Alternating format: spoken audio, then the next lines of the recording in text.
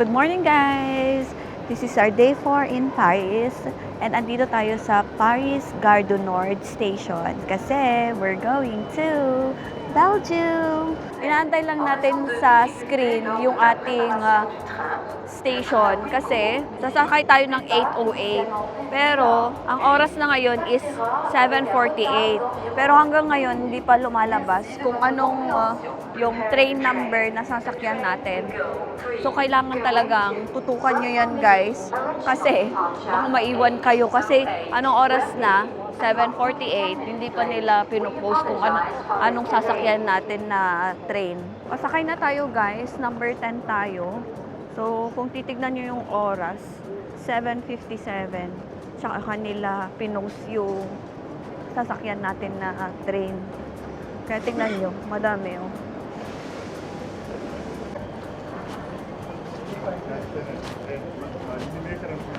Seven. Doon tayo pasok. Hindi niya mabuksan.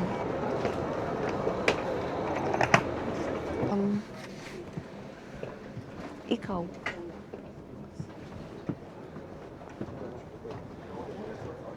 Twenty to 28. Magkatabi. Akala ko naman, hindi magkatabi. Kasi yung ano namin, seat number, 28. It's 22.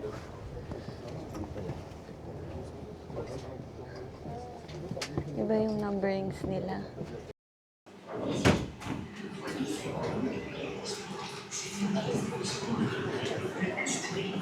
Hello guys! Welcome to Belgium! So, andito tayo ngayon sa station. Hahanapin pa natin kung saan tayo lalabas and dahil nga wala kaming data, kasi yung data pala namin is para lang sa France. Hindi namin naisip na hindi pala gagana yung na-avail namin na data dito sa Belgium.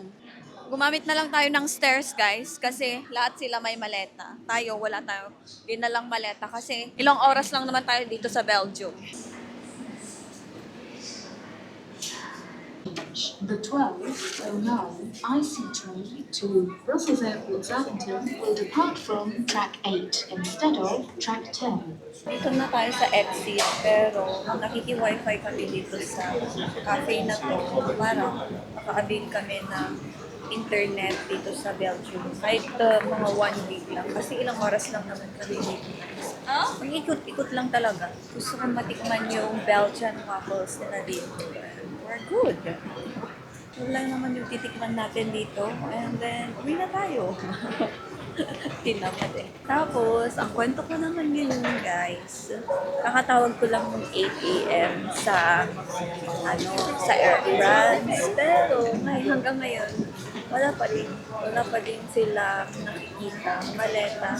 And then, yung staff nagtanong na kung ano yung nasa loob, bla bla bla. So, binubuksan pala nila yung maleta, guys, diba? So nice. Hindi naman gaanong malamig ngayon, pero ngayon, medyo nakakasakit naman ng asawa ko kasi kahapon, di ba, nalamigan kami. Anong kakainin natin ngayon, babe? Belgian waffle. Ano pa?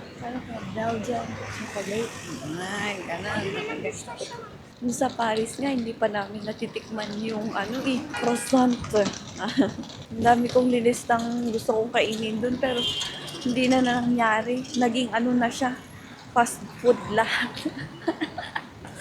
Yung mga structures dito, guys, medyo may pagkaparehas din sa Paris, lalo na dun sa hindi ma-town. Ganito din yung mga structure nila.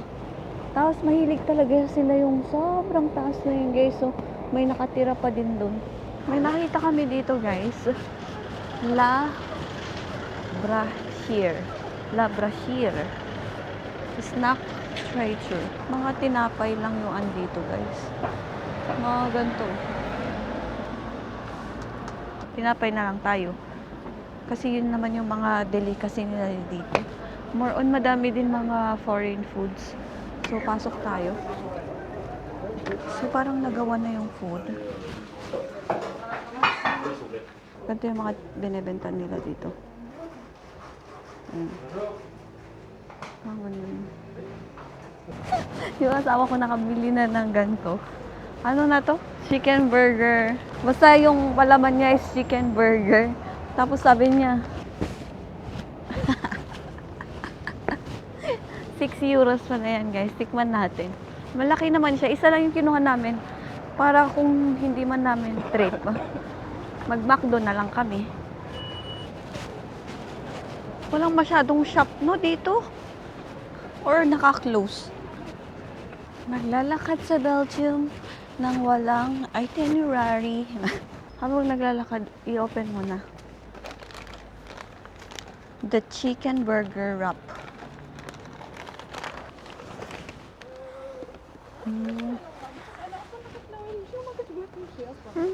May pagkakahalin tulad sa wrap ng McDo, no?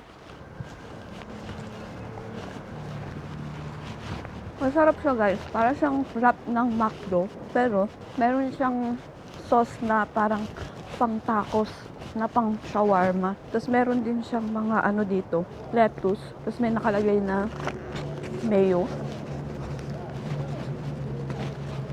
Ay meron din silang tomato dito sa gilid. Pero yung chicken nila, andun na yung taco flavor. Nasa loob, nanunuot yung taco flavor doon sa chicken.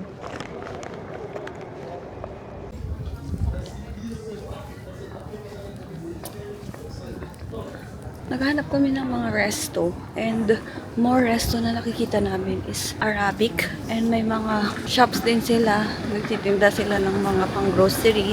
Pero ngayon, hahanapin natin kung saan tayo pwedeng kumain ng Belgian waffle.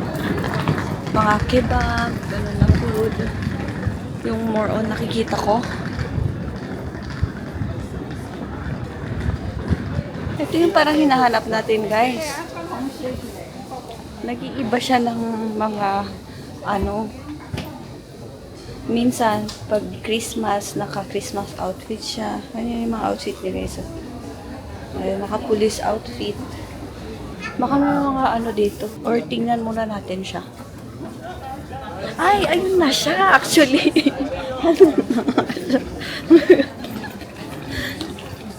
Ayan guys. May medalya siya. Tignan natin kung ano yung sure. Wardrobe mannequin piece. Wala siyang English translation, guys. Tignan natin sa kabila kung may English translation. This is the mannequin piece, guys. It's the famous bronze fountain sculpture located in Brussels, Belgium. Ito yung pinaka-spot na nakikita ko, tourist spot dito sa Belgium. Ang sabi sa na-research ko, yung most popular legend ng mannequin piece na to is that the boy saved the city by urinating on burning fuse, preventing an explosion. Dahil sa ihi niya, naka-prevent siya ng explosion. Wow! Bumili kami ng souvenir banknote. Ano itong souvenir? 3 euros guys. 2 plus 1, so 3 euros. Pwede din yung gamitin yung card nyo. Yung asawa ko nagko-collect siya ng mga banknotes. Ito yun lang yung mga hinahanap natin na Belgian waffle guys. Ito guys, oh. Wow!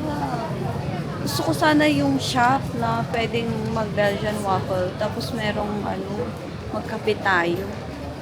May mga chocolates din dito guys. Yung murang chocolate lang dati. 3.90. Parang gusto ko ng dark chocolate. Madami din sila dito guys.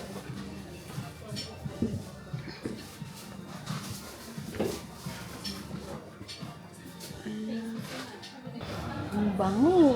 Kung andito kayo guys. Pero gusto ko ng dark chocolate.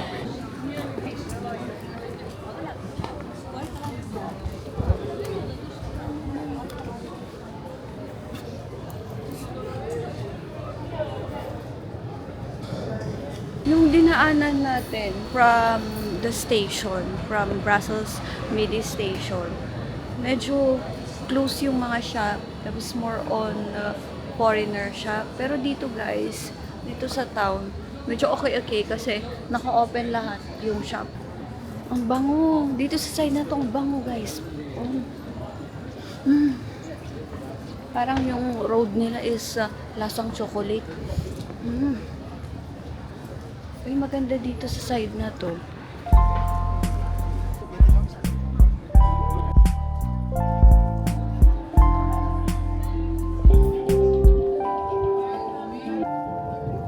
We are here in our second tourist spot here in Brussels, which is the Grand Place in Brussels. After natin sa Mannequin Piece, actually malapit lang to sa Mannequin Piece. Diretso lang, tas andito na kayo. Ang galing! Totoong gold kaya yan, guys. Hindi kasi ako nakapag-research na naman. Hindi talaga tayo ready sa ano. Wala na ako sa ano. Nawalan na yung mga itinerary natin.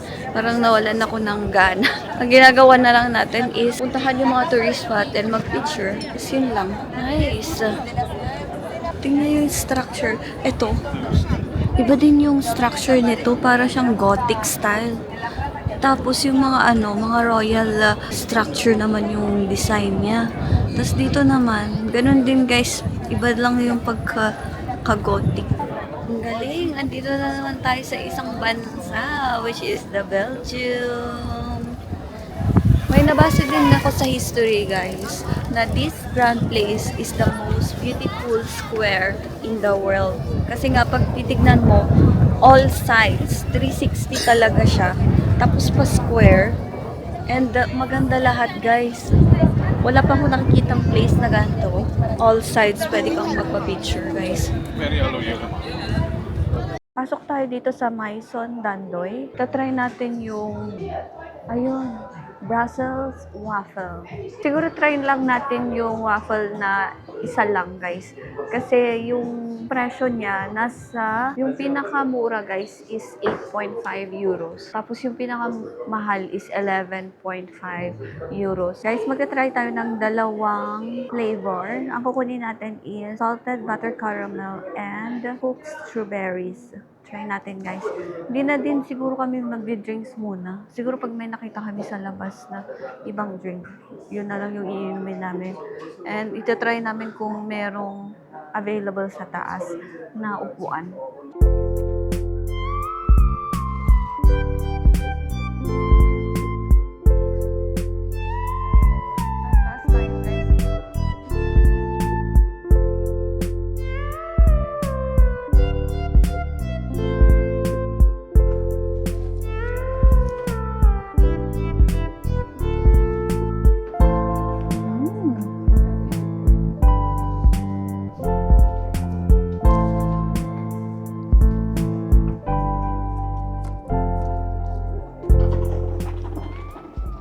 Kukumute natin kung magkano to guys. Namamahalan ako pero kainin na natin kasi baka tagal pa tayo babalik. Nandito na naman pa tayo magko-compute. So this is 10.5. That's 10.50 actually. So ganito yung 10.5. Pag titignan niyo yung kamay ko ganyan.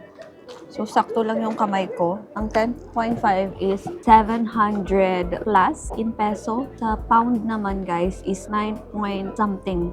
So, medyo may kamahalan, guys. Parang isang ano na to, no? Isang dish na kakainin. Bilisan natin kasi mahangin, guys. Ano siya, matamis. Patingin mo ako.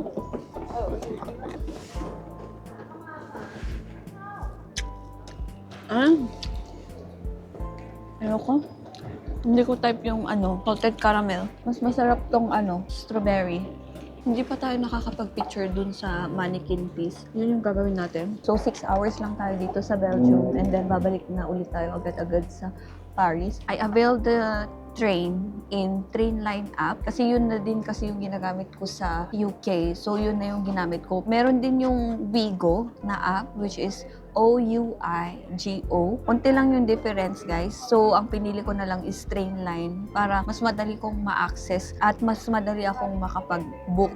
Yung binook natin doon sa Paris Gare du Nord is 8:08 and then dumating tayo dito sa Brussels Midi ng 12:04. Actually, nalakad lang natin ito from station sa Brussels Midi going here sa Grand Place and the Mannequin Piece. Malapit lang guys. guys. So, lakarin nyo lang. Pag uuwi tayo ng 6:38. Tapos, darating tayo ng 9:39 PM sa Paris. So, kailangan na din natin bumili ng pagkain natin dito para kainin sa train. Bumili kami ng postcard dito sa pinagbibilhan ng mga souvenirs. And itong postcard na to is 450 euros. So, naglagay kami dito ng mga address and yung sulat. So, itong sulat, sisend ko to sa anak ko kasi mag-birthday na siya ng September 9. And tinanong ko din kung magkano yung stamp going to the Philippines. Ito yung stamp, guys. This worth 4 euros. So, ang binayaran natin, guys, is 4.50 euros. Tinanong din natin kung saan natin pwedeng ihulog to. So, sabi niya, turn to the right. Wow, ito yung first na postcard ko. Parang nung bata lang ako, nakikita ko to sa mga tita ko. May mga ganto-ganto. Yung mga iba pa, picture actually. Hindi ko alam kung pwede yung picture, tapos lalagyan lang ng mga ganto, ng mga stamp, tapos isend mo lang. Ay, and isushoot na natin. Actually, hindi ko alam kung saan ba isushoot, pero ito lang yung butas dito. Let's send it. Sana makaabot talaga yan sa Pilipinas. Ngayon, sa Paris naman, mag-happy birthday ulit tayo. Nagsawa yung anak mo. Bakit merong Belgium, meron pang Paris? Ang ganda. Tapos kakain ka sa side na to. Oh my gosh. Wow, yung McDo, ganun yung ano nila. Andito kami ngayon sa McDo, guys. And bumili lang kami ng merienda namin. So, itong grand price nila is 7 euros. Tapos yung ketchup, may bayad din pala yung ketchup. This is 1 euro isa. And then, meron silang hot chocolate. Nagde-joke lang ako sa asawa ko na bilan mo ko ng hot chocolate. Tapos meron silang hot chocolate dito, guys. Kasi hindi lahat ng McDo meron, di ba? Nice. I hope this is Belgian hot chocolate.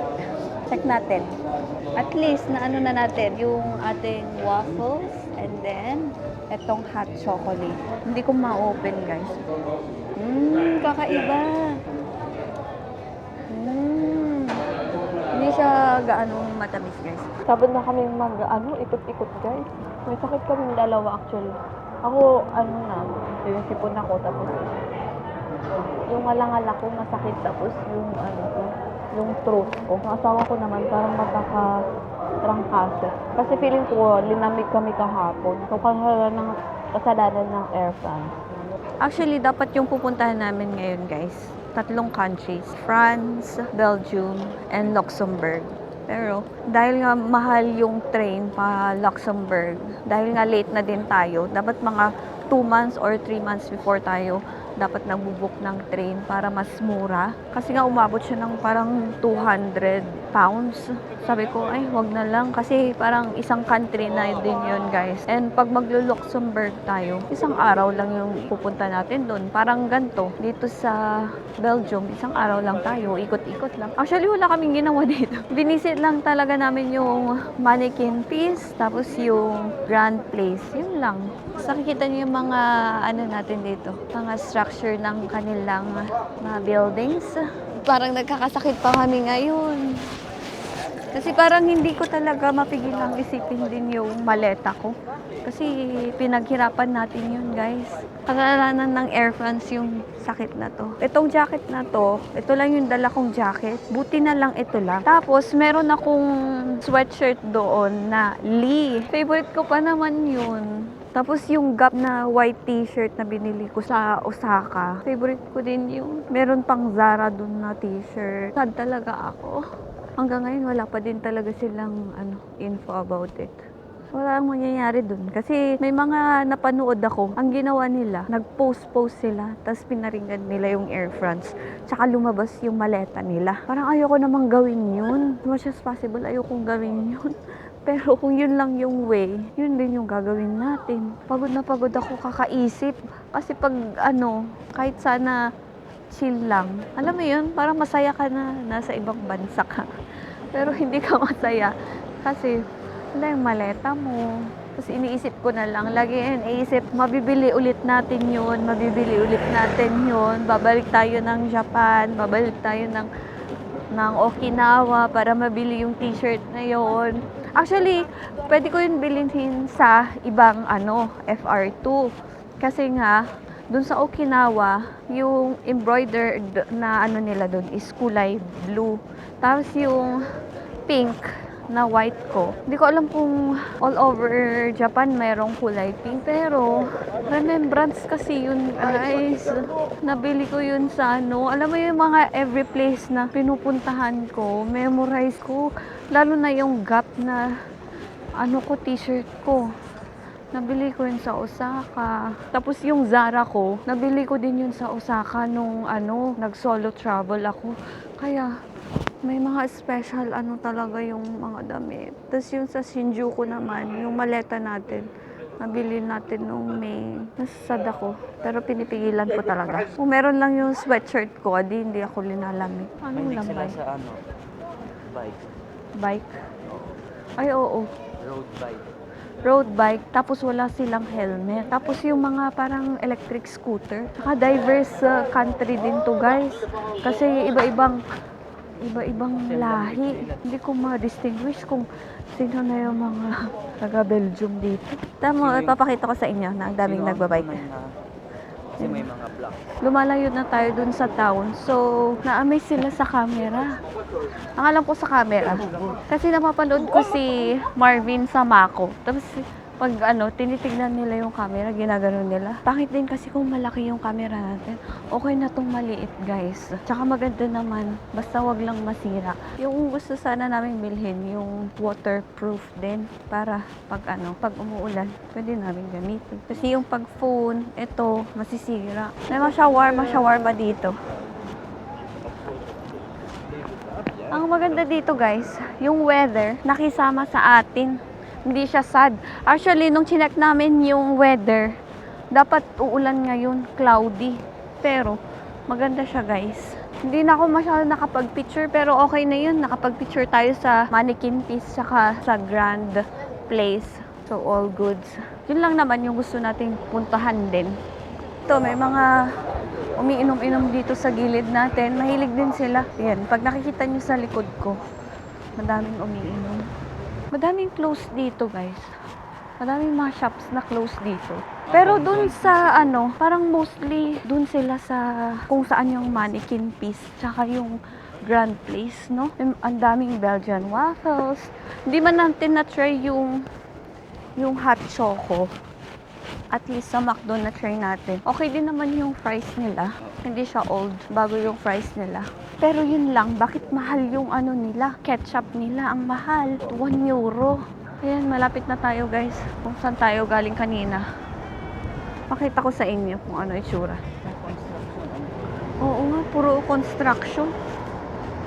Baka nagtataka kayo, guys, kung bakit 8 a.m. tapos 12 kami dumating, 12 noon. Kasi yun yung pinakamurang train. Meron yung mga 1 hour lang, yung mga Eurostar na train yun. So, kung gusto nyo, i-check nyo yun. Pero yung sinakyan kasi natin is Ouigo, which is O-U-I-G-O.